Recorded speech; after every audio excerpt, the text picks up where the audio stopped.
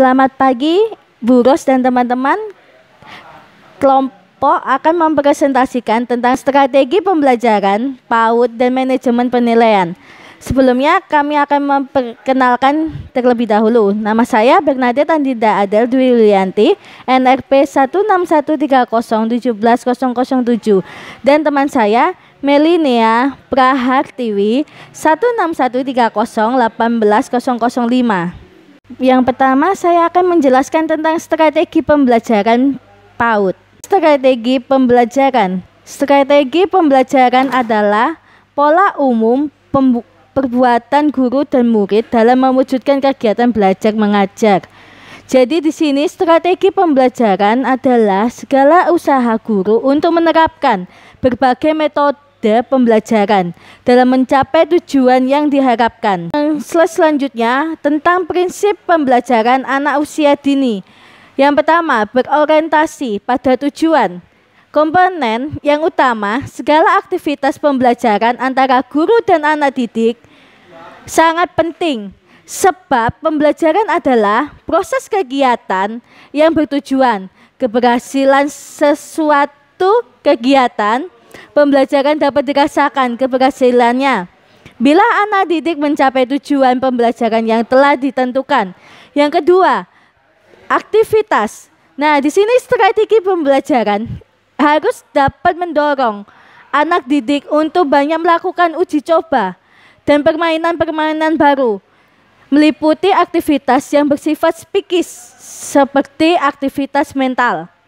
Yang ketiga, tentang individualistis. Nah, di sini usaha mengembangkan setiap individu anak didik. Standar keberhasilannya ditentukan oleh standar keberhasilan guru. Semakin tinggi standar keberhasilan, semakin berkualitas proses pembelajaran. Yang keempat, tentang integritas. Di sini strategi pembelajaran harus mengembangkan aspek-aspek tersebut secara integritas. Salah satunya metode diskusi tidak hanya mendorong intelektual anak didik, tetapi anak didorong secara keseluruhan untuk bersikap jujur, tegang rasa, dan lain-lain. Interaktif mengandung makna bahwa mengajar bukan hanya sekedar menyampaikan pengetahuan dari guru ke anak didik, melainkan mengajar sebagai proses mengatur lingkungan yang dapat merangsang anak untuk belajar. Selanjutnya, imperatif mengandung makna agar setiap anak didik selalu mencoba dan melakukan hal-hal yang baru dengan mendapatkan informasi yang dapat memecahkan masalahnya sendiri. Selanjutnya, menyenangkan. Di sini menyenangkan dapat mengandung makna bahwa pembelajaran untuk anak didik terbebas dari rasa takut dan menegangkan.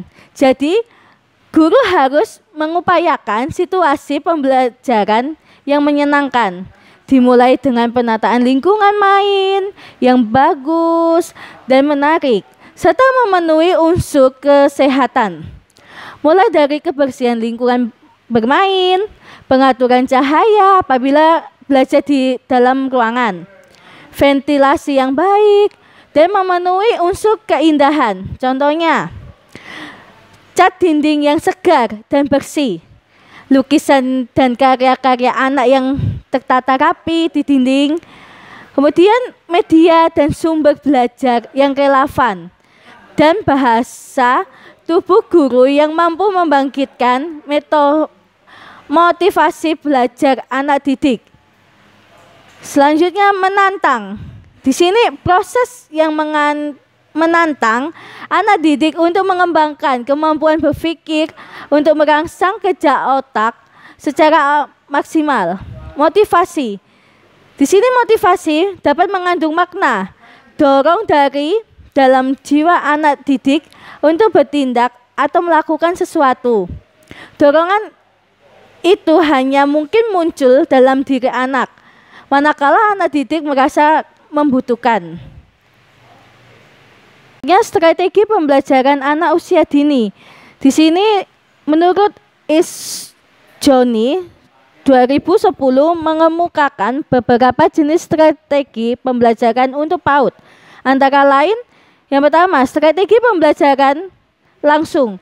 Materi pembelajaran disajikan langsung kepada anak didik dan anak didik langsung mengolahnya, misalnya bermain balok, puzzle, melukis, dan lain-lain. Yang kedua, strategi belajar individual dilakukan oleh anak didik secara mandiri.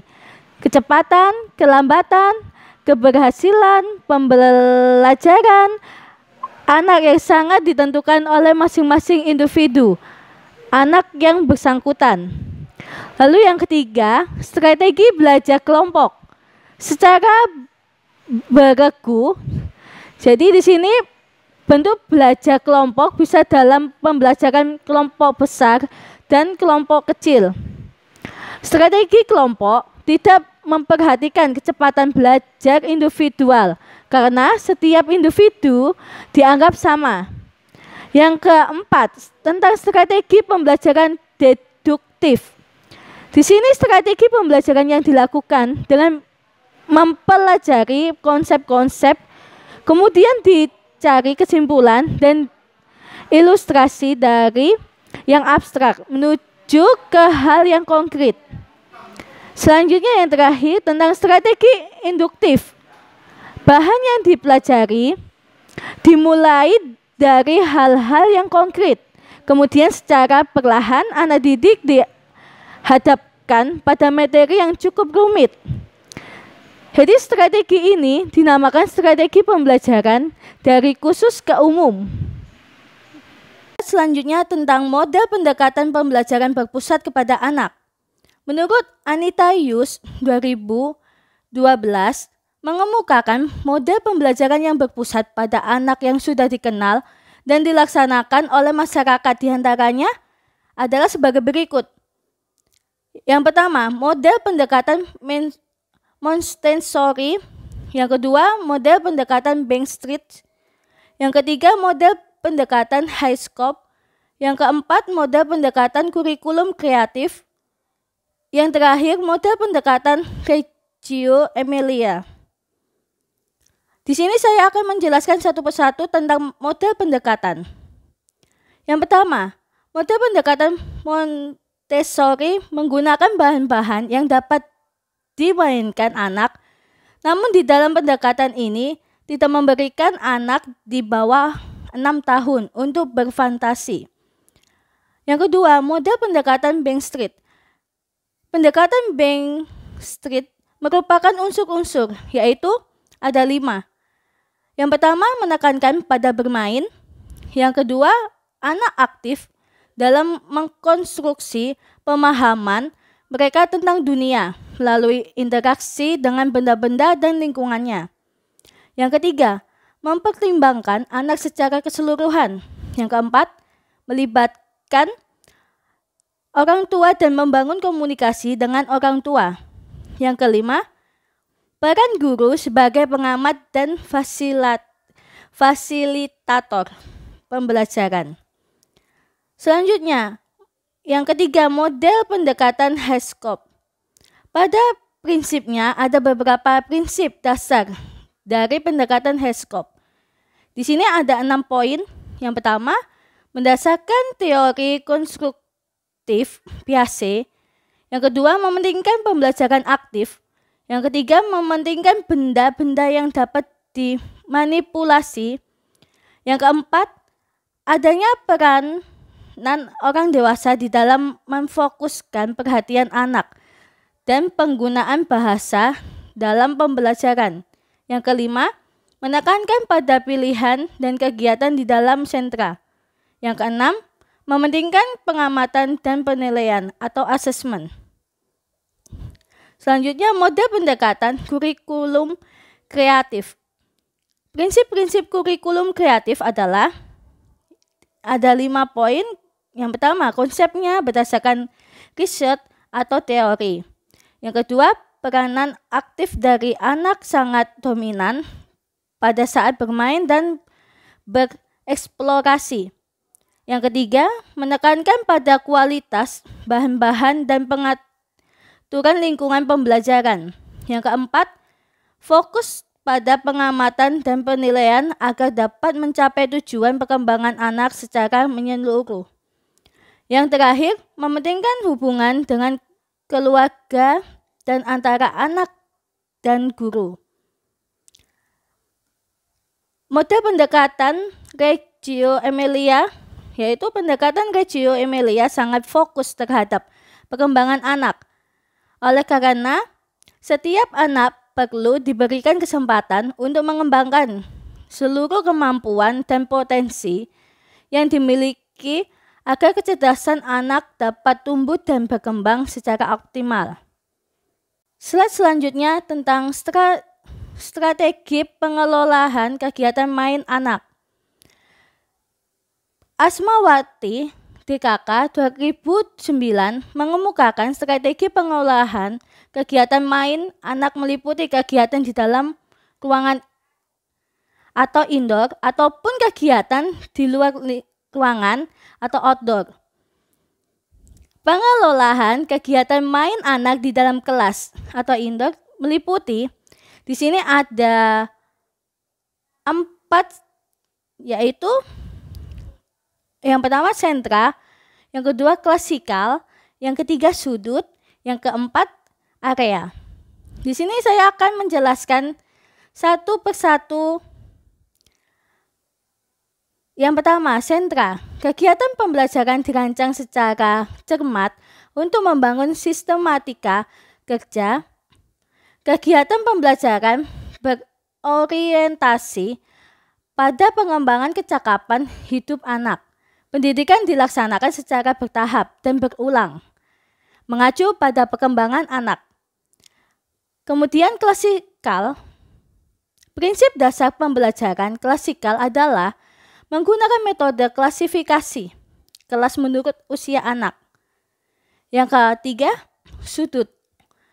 Pembelajaran dengan menggunakan sudut ruangan sebagai tempat pembelajaran yang di dalamnya terdapat media-media tertentu untuk menunjang proses pembelajaran. Yang terakhir, area. Pembelajaran yang tidak hanya menggunakan sudut-sudut ruangan sebagai tempat pembelajaran.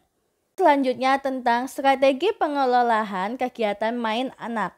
Jadi di sini pengelolaan kegiatan main anak di luar kelas meliputi taman, telaga, danau, kebun, dan lain-lain. Merupakan tempat yang menarik untuk anak-anak belajar dan bertumbuh. Selanjutnya akan dijelaskan oleh teman saya.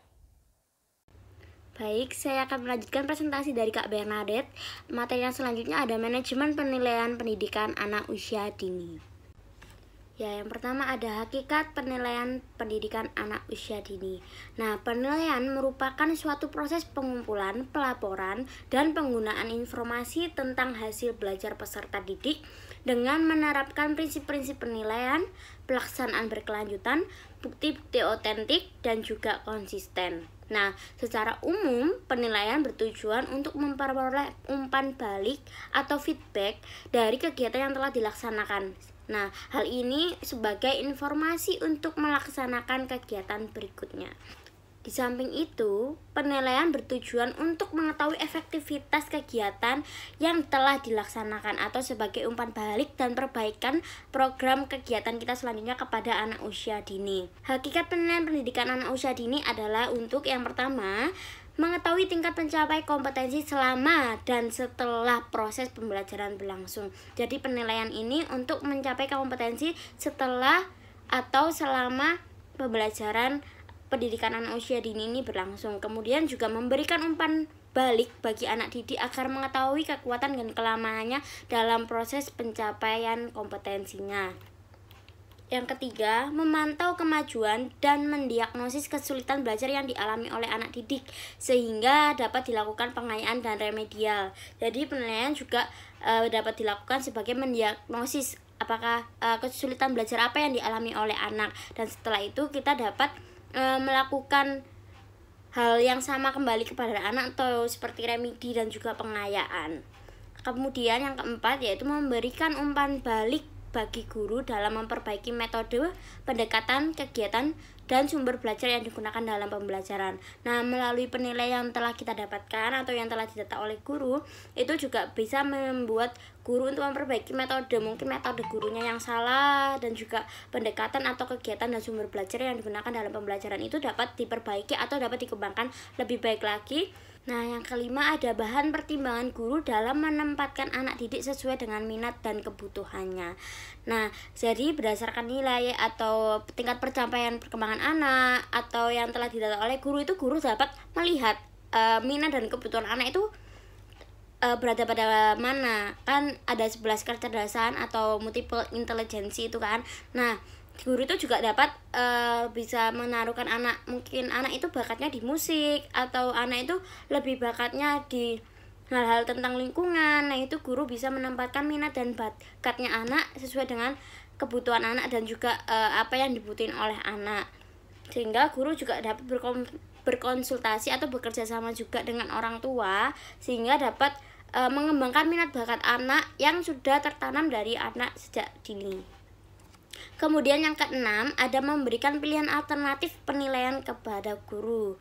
Kemudian ada memberikan informasi kepada orang tua untuk melaksanakan pendidikan keluarga yang sesuai dan berkesinambungan dengan pembelajaran di PAUD. Ya, tentunya kalau misalkan di sekolah anak mendapatkan penilaian dari guru, pasti penilaian itu juga akan dilaporkan kepada orang tua, dan hal itu kalau misalkan ada perkembangan anak yang kurang atau ada yang perlu untuk sama-sama antara orang tua dan juga guru untuk mengembangkan anak atau menjadikan anak yang lebih baik lagi.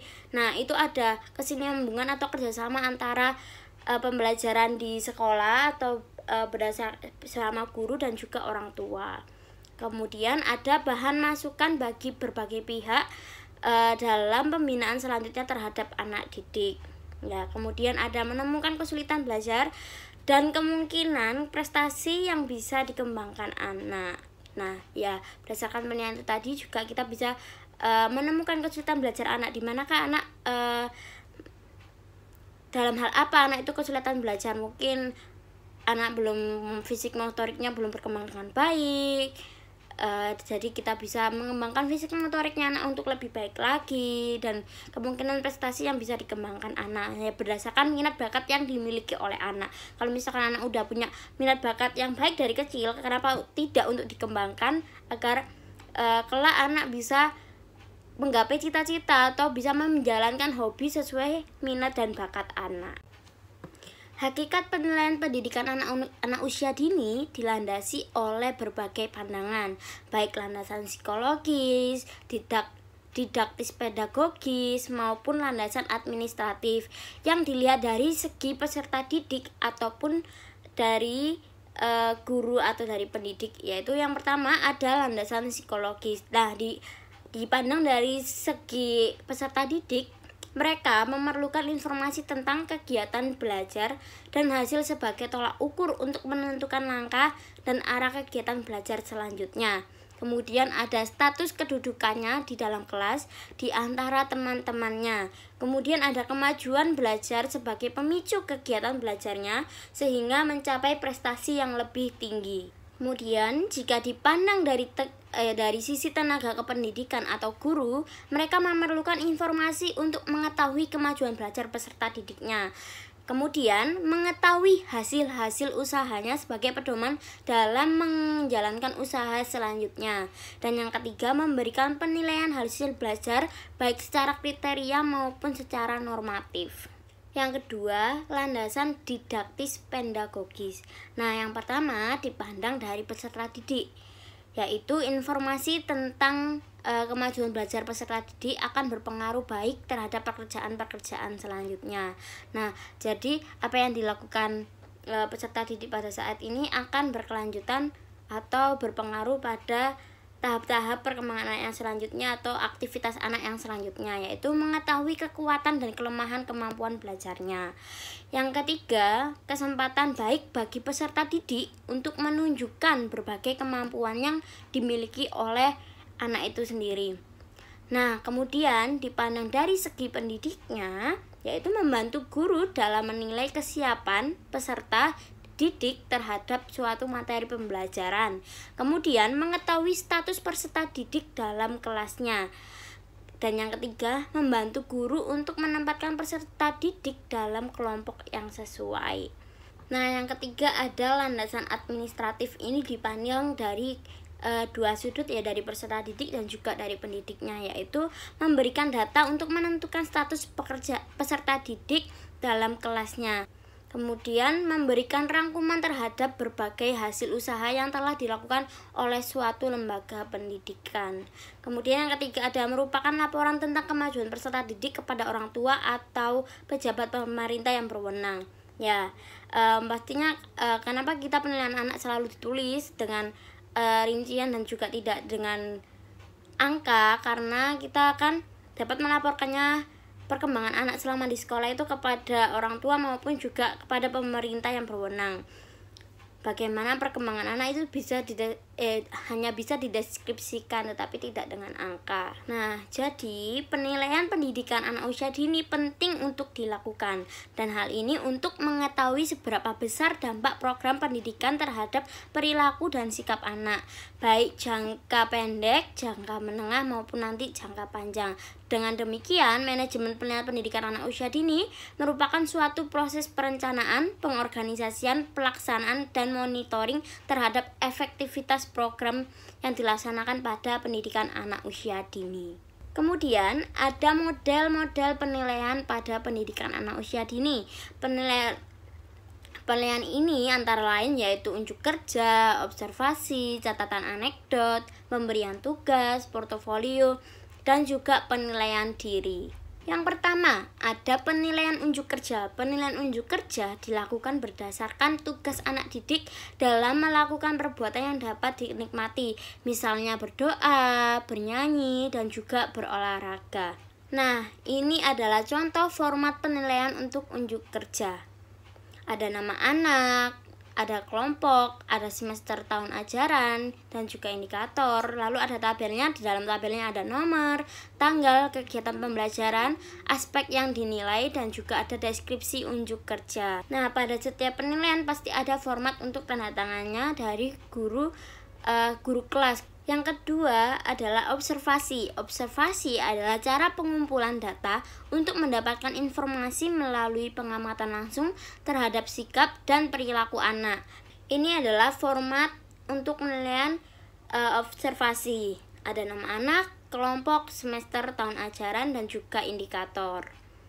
Pada kolom tabelnya ada nomor, tanggal, kegiatan pembelajaran, aspek yang diamati, dan juga hasil pengamatan. Nah, kemudian menurut cara dan tujuannya, observasi itu dibedakan menjadi 3. Yang pertama ada pengamatan partisipatif. Nah, pengamatan ini adalah kita sebagai observer itu tidak hanya melihat saja, tetapi kita juga terlibat dalam kegiatan subjek yang kita amati. Jadi kita tidak hanya melihat atau mengamati anak saja, tetapi kita juga terlibat dalam kegiatan anaknya.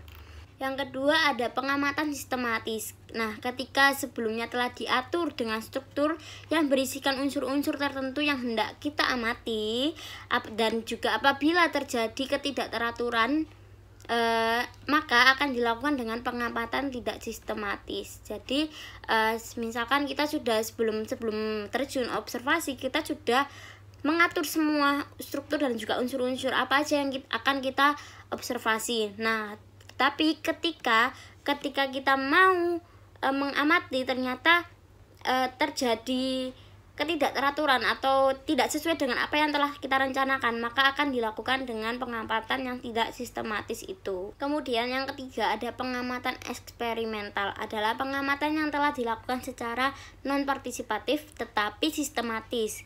Hal ini dilakukan untuk mengetahui perubahan-perubahan dan gejala-gejala sebagai akibat dari sesuatu yang disengaja. Nah, jadi untuk yang eksperimental ini kita tidak terjun langsung atau kita menjadi non partisipan karena kita tidak kita hanya melihat, mengobservasi, kita hanya mengamati, tetapi kita tidak mengikuti kegiatan anak, kita tidak ada di sebelah anak, tetapi kita menjadi non partisipasi tetapi sistematis yang tadi sudah terstruktur itu. Nah, hal ini tuh dilakukan untuk mengetahui perubahan-perubahan dan gejala-gejala apa dari sesuatu yang disengaja. Nah, kemudian yang ketiga ada catatan anekdot atau anecdotal record. Nah, catatan anekdot ini merupakan kumpulan catatan peristiwa-peristiwa penting tentang sikap dan perilaku anak dalam situasi tertentu.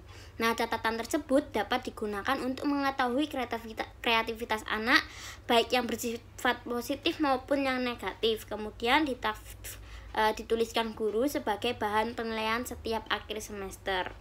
Nah, ya catatan anekdot yang seperti kita tahu semua kayak rasanya sudah tahu ya teman-teman, dan kita juga sudah pelajari. Jadi catatan anekdot ini mungkin yang kita tahu di awal-awal itu hanya yang negatif saja yang ditulis. Misalkan anak biasanya datang dengan ceria, tetapi tiba-tiba anak datang dengan murung.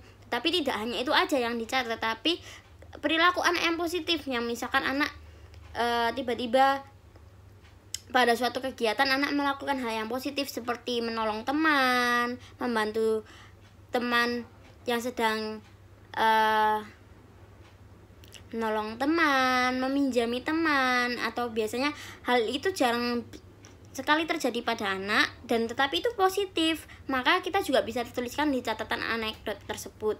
Nah, catatan anekdot ini juga bisa dirangkum dan juga dapat diberikan kepada orang tua pada akhir semester atau tergantung dari kebijakan sekolahnya. Mungkin ada yang 1 bulan di bulan terakhir ini ya dikasihkan kepada orang tua, itu juga ada sebagai catatan anak atau bisa 1 semester. Ini adalah contoh format penilaian anecdotal record atau catatan anekdot, yaitu ada nama, kelompok, semester, tahun ajaran, dan juga ada nomor, tanggal, peristiwa, tafsiran, keterangan. Nah, mengapa tanggalnya disejajarkan gini? Karena yang seperti dijelaskan tadi kan, ini bisa untuk catatan ini bisa diberikan kepada orang tua di akhir bulan atau di akhir semester. Jadi selama 1 semester atau 1 bulan, atau mungkin kebijakan sekolah ada yang 2 bulan sekali itu diberikan atau 3 bulan sekali, itu tergantung dari kebijakan sekolahnya. Kemudian yang keempat ada pemberian tugas. Nah, pemberian tugas merupakan cara penilaian berupa tugas yang harus dikerjakan oleh anak didik dalam waktu tertentu, baik secara perseorangan maupun secara berkelompok. Misalnya, anak diberi tugas untuk melakukan percobaan tertentu. Nah, ini adalah format penilaian tugas pada anak. Yang pertama ada nama anak, ada kelompok, ada semester atau tahun ajaran, ada indikatornya juga. Kemudian ada tabel yang berisikan nomor, tanggal, kegiatan pembelajaran, jenis tugas, dan juga hasil anaknya. Nah, hasilnya ini bisa dapat berupa foto. Yang kelima ada percakapan. Nah, percakapan dilakukan untuk mendapatkan informasi tentang pengetahuan atau penalaran anak untuk mengetahui sesuatu. Percakapan merupakan pengumpulan data dengan jalan mengadakan komunikasi dengan sumber informasi yang dilakukan dengan dialog atau tanya jawab. Nah, penilaian percakapan ini ada 2, yaitu ada terstruktur dan juga tidak terstruktur. Penilaian yang terstruktur adalah penilaian yang sengaja dilakukan oleh guru dengan menggunakan waktu khusus dan menggunakan suatu pedoman walaupun sederhana. Nah, dalam hal ini guru memang sengaja ingin menilai pemahaman anak terhadap kemampuan tertentu. Misalkan seperti berdoa, menyanyi, menirukan ucapan guru, membaca sajak, puisi, dan juga pantun. Nah, mungkin anak-anak juga bisa disuruh untuk menyebutkan nama-nama benda yang mempunyai sifat tertentu, menyatakan rasa, serta menceritakan tentang percobaan yang dilakukan atau perasaan anak atau juga pengalaman anak. Kemudian untuk penilaian percakapan yang tidak struktur adalah penilaian percakapan antara anak dengan guru tanpa dipersiapkan terlebih dahulu yang dilakukan pada jam istirahat atau ketika sedang mengerjakan tugas. Nah, kemampuan yang dapat diungkapkan itu seperti mengucapkan salam saat ketemu, itu kan tidak terstruktur ya. Terus habis itu juga ada berdoa sebelum dan sesudah memulai kegiatan. Kemudian ada mengenalkan identitas diri, mengucapkan kalimat sederhana, menceritakan kejadian di sekitarnya, menggunakan kata ganti aku atau saya, dan juga ada menyebutkan alamat rumah. Nah, jadi penilaian tidak struktur ini memang penilaian yang tidak dilakukan dengan sengaja oleh guru. Nah, ini adalah format penilaian percakapan. Ada nama anak, kelompok, semester, tahun ajaran atau indikator. Kop yang di atas itu udah pasti ya teman-teman, dan juga kop untuk tanda tangan guru PAUD di bawah itu udah paten, tetapi yang berbeda-beda adalah tabelnya. Nah, kalau misalkan tabel pada format penilaian percakapan ini ada nomor, ada tanggal kegiatan, ada kegiatan pembelajaran, terus aspek yang ditanyakan, dan juga hasil percakapan anak, apa yang diungkapkan oleh anak. Nah, kemudian yang keenam ada skala bertingkat. Nah, skala bertingkat juga sering digunakan untuk melakukan penilaian pada pendidikan anak usia dini. Nah, skala penilaian ini memuat daftar kata-kata atau persyaratan mengenai tingkah laku, sikap, dan kemampuan peserta didik. Nah, skala penilaian bisa berbentuk bilangan, huruf, dan ada yang berbentuk uraian. Nah, skala penilaian berbentuk bilangan terdiri dari pernyataan atau kata atau yang lainnya, dan sebelahnya disediakan bilangan tertentu, misal 1-5. Nah, pengamatan yang kita lakukan itu tinggal diberi tanda checklist pada kolom salah satu perilaku yang muncul pada anak. Nah, untuk skala yang berbentuk uraian juga terdiri dari pernyataan atau bentuk kemampuan di satu sisi. Di sebelah kanan disediakan kolom titik-titik untuk diisi oleh pengamatan dalam bentuk kalimat. Nah, ini adalah contoh bentuk skala bertingkat, penilaian skala bertingkat. Nah, yang pertama ada skala penilaian bilangan. Ya, di situ ada kegiatan belajar anak, ada skala dari 1 sampai 4 atau sampai 5 itu juga bisa, tapi di contoh ini adalah sampai 4. Nah, kita nanti tinggal checklist manakah yang sesuai dengan yang muncul pada perkembangan anak pada hari itu. Nah, kemudian juga ada yang skala penilaian berbentuk uraian, yaitu pada contoh yang disamping adalah bagaimana usaha anak dalam menyelesaikan pekerjaan. Yang poin 1 ada lambat, kurang berusaha. Terus sampai yang keempat ada rajin sekali dan selalu lebih dari yang diharapkan. Nah, kemudian yang ketujuh ada portofolio. Portofolio adalah kumpulan tugas dan pekerjaan seseorang secara sistematis. Nah, berdasarkan penelitian ini, guru dapat mengoleksi karya peserta didik berdasarkan aturan tertentu. Nah, ini tuh seperti misalkan portofolio adalah koleksi hasil kegiatan anak dalam pembelajaran. Misalkan anak sudah belajar dalam 1 semester, itu juga tergantung dari kebijakan sekolah. Portofolio ini akan diadakan 1 bulan 1 kali atau 1 semester 1 kali. Nah, pada portofolio ini adalah kegiatan kumpulan tugas atau karya-karya yang telah dilaksanakan anak pada sekolah itu dikoleksi dalam bentuk portofolio ini. Kemudian ada karakteristik penilaian portofolio menurut POPAM 1999. Hal itu adalah sebagai berikut. Yang pertama yaitu berpusat pada kemajuan anak dalam menetapkan tujuan belajar. Yang kedua, mengukur prestasi anak dengan memperhatikan perbedaan individualnya. Yang ketiga, menggunakan pendekatan kolaboratif. Yang keempat, mendorong anak untuk dapat menilai sendiri karyanya. Yang kelima, bertujuan untuk peningkatan karya dan prestasinya. Yang keenam, memiliki keterkaitan yang erat dengan pembelajaran. Kemudian, Paket dan Black menyarankan apabila guru hendak menggunakan portofolio dalam penilaian, sehendaknya memperhatikan rambu-rambu seperti berikut ini. Yang pertama, hasil belajar yang dipilih bermakna penuh bagi anak. Yang kedua, hasil belajar sebagai refleksi semua dimensi perkembangan dan belajar dalam konteks dan berdasar pada halnya selama pembelajaran berlangsung. Yang ketiga, hasil belajar terkait dengan tujuan khusus pembelajaran. Yang keempat, hasil belajar menunjukkan secara jelas kinerja yang diharapkan. Yang kelima, hasil belajar sebagai media untuk pertukaran informasi yang bermakna antara anak dengan orang tua dan juga guru serta teman. Nah, portofolio sebagai secara penilaian menurut POPAM harus mengacu juga kepada hal-hal berikut ini, yaitu meyakinkan bahwa portofolio yang dikerjakan itu untuk anak sendiri, kemudian menetapkan contoh kerja yang akan dikumpulkan. Yang ketiga ada mengumpulkan dan menceritakan hasil karya. Yang keempat, memilih kriteria untuk menilai portofolio hasil karyanya anak. Kemudian yang kelima mengajak anak untuk menilai secara berkelanjutan hasil portofolio mereka sendiri. Yang keenam, menentukan jadwal dan melakukan konferensi portofolio. Yang ketujuh yaitu melibatkan orang tua dalam proses pembelajaran anak. Nah, kemudian juga ada prosedur penilaian pendidikan anak usia dini. Penilaian pendidikan anak usia dini dapat dilakukan dengan prosedur, yaitu yang pertama merumuskan kegiatan, yang kedua menyiapkan alat penilaian, yang ketiga menetapkan kriteria penilaian, yang keempat mengumpulkan data, dan yang kelima menentukan nilai. Yang pertama, merumuskan kegiatan. Nah, kegiatan yang akan dilakukan oleh guru harus tergambar pada program yang dibuatnya.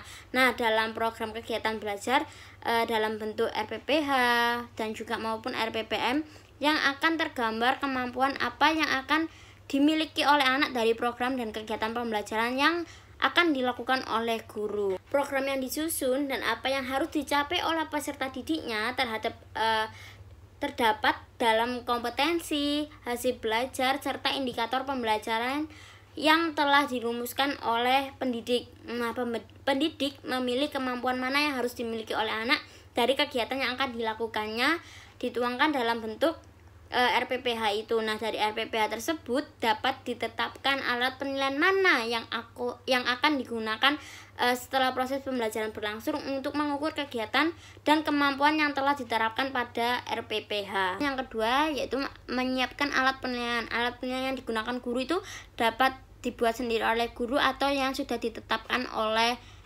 pihak sekolah. Nah, penggunaan alat penilaian pada suatu ketika juga dapat kita manfaatkan sebagai media pembelajaran selanjutnya. Nah, misalkan alat penilaian yang akan kita gunakan adalah checklist. Nah, kemampuan yang dinilai atau indikatornya yaitu seperti anak dapat berdoa, anak dapat membaca doa belajar, membaca doa makan, anak dapat berkomunikasi, terus anak memberikan keterangan tentang suatu hal, menyebutkan nama, tempat tinggal anak, kebiasaan di rumah, pekerjaan ayahnya apa, atau yang lainnya yang sesuai dengan tema pembelajaran pada saat hari itu.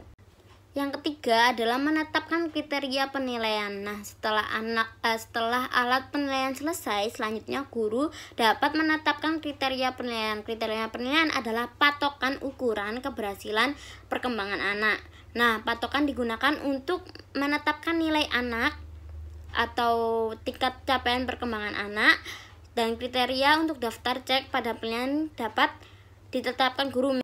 Nah, misalnya untuk membaca doa dengan benar bila berhasil. Kemudian juga bisa kriteria seperti misalkan dapat 1 atau 2, 3 doa dengan tepat. Terus penempatan kriteria harus memperhatikan anak dan waktu yang disediakan untuk memiliki kemampuan tersebut. Nah, kriteria ini ditetapkan saat guru selesai membuat alat penilaian dan sebelum digunakan.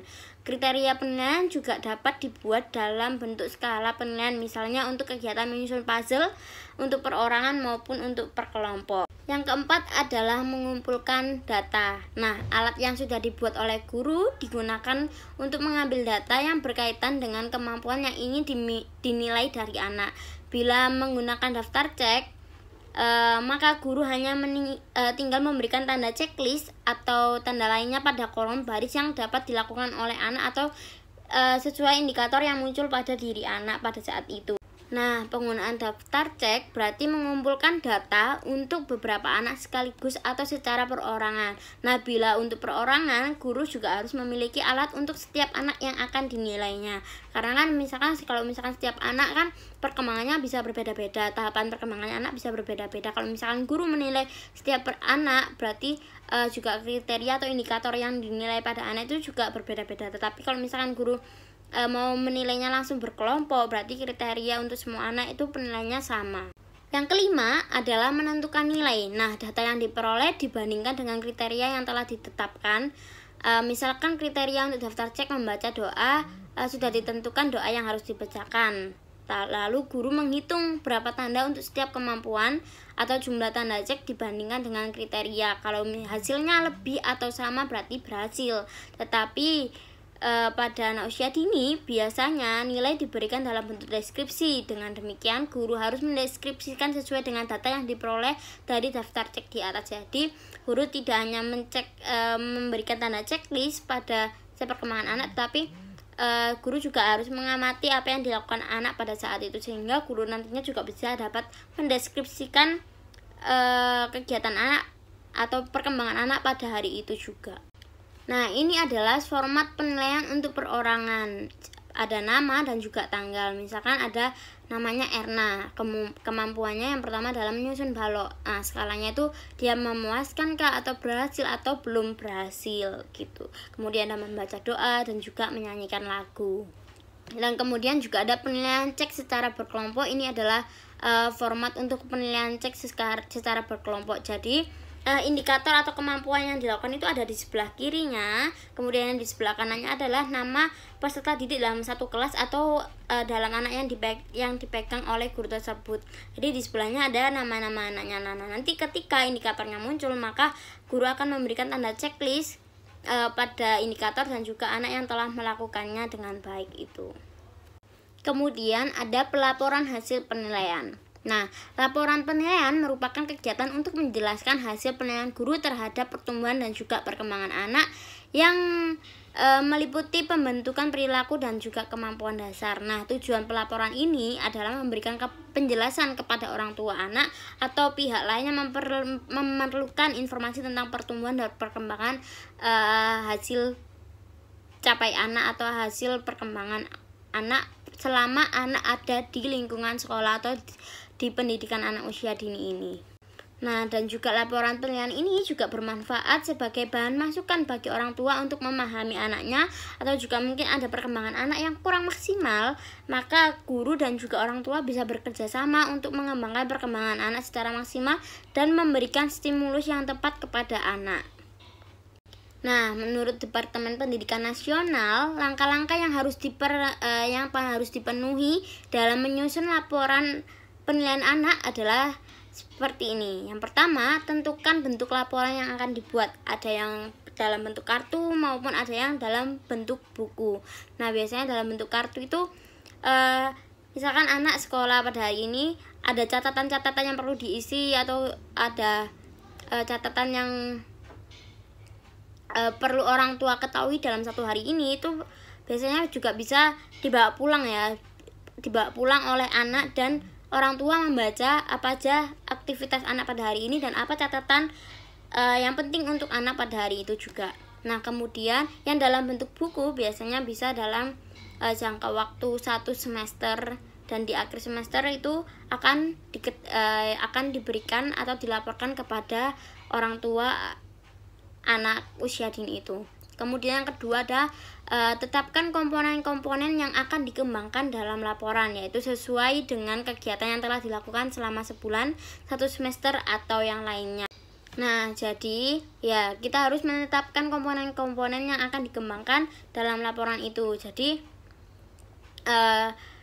bisa dalam 1 semester atau dalam 1 bulan. Jadi sesuai kesepakatan atau sesuai kebijakan sekolah. Nah, kemudian buat rangkuman atau simpulan dari kumpulan data anak yang telah diperoleh dari setiap kegiatan yang telah dilakukan oleh anak dalam kurun waktu tertentu sesuai komponen yang telah ditetapkan untuk dilaporkan dengan menggunakan kalimat yang mudah dimengerti pembaca, terutama orang tua, yang konkret dan menunjukkan upaya yang harus dilakukan berikutnya. Kemudian mulailah menuliskan isi penilaian dalam format laporan yang telah ditetapkan terlebih dahulu. Nah, yang pertama ada dalam bentuk kartu yang telah tadi sedikit saya jelaskan. Nah, laporan berbentuk kartu ini berisi komponen perkembangan yang akan dilaporkan dan dinilai yang diberikan dalam bentuk huruf atau dengan catatan gitu. Kata-kata, informasi tentang diri anak yang penting diketahui orang tua yang dikemukakan dalam bentuk uraian dituliskan dalam bentuk catatan. Nah, ini adalah format bentuk penilaian yang kartu. Ini adalah bagian depan covernya, yaitu ada kartu laporan kegiatan pembelajaran, kemudian di bawahnya ada foto itu bisa ditempel dengan foto anak, terus ada nama anak, nomor induk anak, tanggal lahir, dan juga orang tuanya, nama dari orang tua anak itu. Nah, kemudian di bawahnya ada nama lembaga sekolahnya dan juga jalannya atau identitas sekolah anak. Nah, ini adalah contoh format karena tadi bentuknya kartu. Nah, kartunya kan pasti satu lembar. Nah, yang di lembar ini tadi adalah cover bagian depannya, dan bagian dalamnya adalah seperti ini, yaitu juga ada kemampuannya dari 6 aspek perkembangan anak, ada fisik, motorik, bahasa, kognitif, sosial, emosional, seni, dan juga nilai agama moralnya. Nah, kemudian ada hasil belajar anak, kemudian ada nilai dan juga ada keterangan. Nah, mungkin tadi yang disebutkan yang telah dipaparkan adalah nilai dalam bentuk huruf, mungkin bisa dalam bentuk huruf A plus atau C, B itu, dan juga pastinya juga nanti akan ada kriteria kalau misalkan A itu seperti apa, B itu seperti apa, C itu seperti apa. Dan kemudian ada kolom catatan dan juga selalu ada kolom kop untuk tanda tangan. Nah, jika teman-teman mungkin kurang jelas untuk melihat tulisan ini, teman-teman bisa melihatnya di PPT kami. Kemudian ada pelaporan hasil penilaian dalam bentuk buku. Nah, dalam bentuk buku ini terdiri dari cover dan isi, yaitu kulit dan isi. Nah, pada halaman cover atau kulit dikemukakan judul buku dan juga nama sekolah anak, foto anak, nama dan nomor induk anak, dan juga pada halaman pertama berisi isi buku, dikemukakan identitas diri anak usia dini. Nah, ini adalah bagian cover dari laporan berbentuk buku, yaitu ada laporan pendidikan lembaga PAUD atasnya, kemudian ada foto anak, ada nama anak, nomor induk anak. Nah, pada bagian bawah ada Kementerian Pendidikan dan Kebudayaan Republik Indonesia. Jadi yang seperti kita biasa ketahui ini adalah kayak rapot gitu ya, hasil laporan penilaian anak dalam bentuk buku. Tadi ini biasanya diberikan pada akhir semester anak, atau sesuai kebijakan sekolahnya bisa sebulan sekali diberikan oleh anak, atau satu semester sekali diberikan kepada maksudnya orang tua dari anak usia dini itu. Nah, kemudian di dalamnya ada identitas anak dan juga ada identitas lembaga PAUD. Nah, kemudian ini ada lembar perkembangan anak, yaitu ada kelompoknya juga, ada semester, ada tahun ajaran. Nah, kemudian ada program pengembangan di dalam tabelnya, itu seperti pembentukan perilaku, meliputi moral Pancasila, agama, disiplin, perasaan, emosi, dan kemampuan sosial. Kemudian di sebelahnya ada uraian. Kemudian yang B ada kemampuan dasar, meliputi bahasa, daya pikir, daya cipta, keterampilan, dan juga jasmani anak. Kemudian di kanannya diuraikan. Nah, kemudian di bawahnya ada berapa kali anak tidak masuk. Mungkin anak tidak masuk juga karena sakit, izin, atau tanpa alasan, itu bisa dituliskan juga pada kolom bagian uraian. Kemudian dan juga ada guru kelasnya, ada orang tua atau walinya, kemudian ada tanggal, nama, dan tanda tangan. Kemudian di bawah selalu ada tanda tangan, entah itu kepala PAUD, kepala sekolah pendidikan anak usia dini, kemudian juga mungkin tanda tangan dari guru kelasnya, seperti itu. Nah, pada halaman ini kolom yang diisi oleh guru juga tentang kemajuan perkembangan selama kurun waktu tertentu, yaitu misalkan bulanan atau caturwulan atau satu semester, itu tergantung dari kebijakan sekolahnya. Nah, kemudian lembar berikutnya ada format penilaian seperti ini. Jadi ini 6 aspek penilaian anaknya, dan juga di sebelah kanannya ada uraian, ada juga lagi ketidakhadirannya anak, dan juga ada nama guru dan juga orang tuanya. Dan di bawah selalu ada kop untuk tanda tangan guru ataupun kepala sekolah. Nah, yang berikutnya adalah penilaian anak usia dininya itu sendiri, ya, ada tahunnya, ada juga nama anak, dan ada indikator kompetensinya, indikator penilaiannya, dan juga ada rank atau kolom pada semester 1, pencapaian anak pada semester 2, dan juga ada narasinya. Jadi misalkan pada semester 1 itu biasanya diadakan pada bulan ke-7 sampai bulan ke-12. Kemudian pada semester 2 yaitu diadakan pada bulan pertama hingga bulan ke-6. Nah, jadi ini ada indikator kompetensinya banyak, teman-teman bisa lihat juga di PPT biar lebih jelas. Mungkin di sini tulisannya kecil-kecil, di PPT nanti bisa teman-teman untuk besarkan dan teman-teman bisa baca dengan tulisannya lebih besar ya teman-teman. Nah, mungkin ini ada indikator seperti berdoa sebelum dan sesudah melakukan kegiatan. Nah, ini bisa di checklist pada semester 1 apakah anak melakukannya pada bulan ke-7, bulan ke-8, bulan ke-9 dan seterusnya. Kemudian ini adalah cakupan yang pertama adalah moral dan nilai-nilai agama, sosial, emosional dan juga kemandirian anak. Yang berikutnya ini juga sama, masih lanjutan yang tadi tentang nilai agama dan moral, sosial emosional dan juga kemandirian anak. Untuk indikator ini kita pastinya tidak harus sama dengan indikator ini ya teman-teman. Kita bisa mengikuti pedoman Permen 137 ataupun 146 dan indikatornya kita juga akan sesuaikan dengan anak usia dini yang akan kita ajar nantinya dan juga bisa disesuaikan dengan tingkat pencapaian perkembangan anak. Nah, kemudian ini ada yang kognitif, tadi kan perkembangan nilai agama moralnya, ini ada penilaian kognitifnya anak, dan ini adalah indikator untuk pencapaian perkembangan anak, bahasa anak. Kemudian ini ada kolom untuk fisik motoriknya, kemudian ini ada seni, perkembangan seninya anak, dan ini adalah lembar terakhir pada indikator penilaian pada perkembangan seni anak.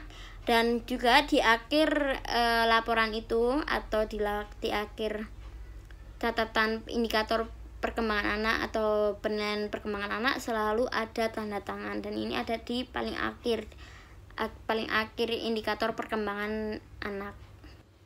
Nah, kemudian ada mengkomunikasikan laporan tertulis secara lisan. Pastinya kalau misalkan penilaian pada anak usia dini semuanya itu tertulis ya teman-teman, dan kita bisa melaporkannya secara lisan. Nah, pada waktu penyampaian laporan pendidikan secara tertulis dalam bentuk buku yang seperti tadi kepada orang tua atau wali atau guru atau kepada kepala sekolah, juga diharapkan mengkomunikasikannya secara lisan mengenai pertumbuhan dan perkembangan anak peserta didik. Misalkan dalam waktu 1 semester orang tua datang nih, kita tunjukkan laporan yang tertulis dalam bentuk buku itu tadi, tetapi kita juga akan menjelaskan secara lisan karena tidak semua orang tua bisa mengetahui apa yang ada di dalam buku itu. Ini maksudnya apa, ini maksudnya apa. Nah, kita bisa mengkonsultasikannya juga kepada guru. Nah, jadi tidak hanya secara buku atau tertulis saja, tetapi kita juga menyampaikannya secara lisan agar guru orang tua memahami. Mungkin orang tua juga akan ada hal yang akan ditanyakan mengenai perkembangan anak. Nah, kita juga bisa menunjukkan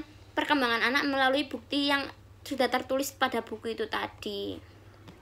Nah, hal ini dapat dilakukan dengan cara bertatap muka secara langsung dengan orang tua atau wali peserta didik secara perorangan maupun kelompok. Nah, bisa juga digabungkan keduanya. Nah, dimulai secara perorangan kemudian secara kelompok ataupun sebaliknya.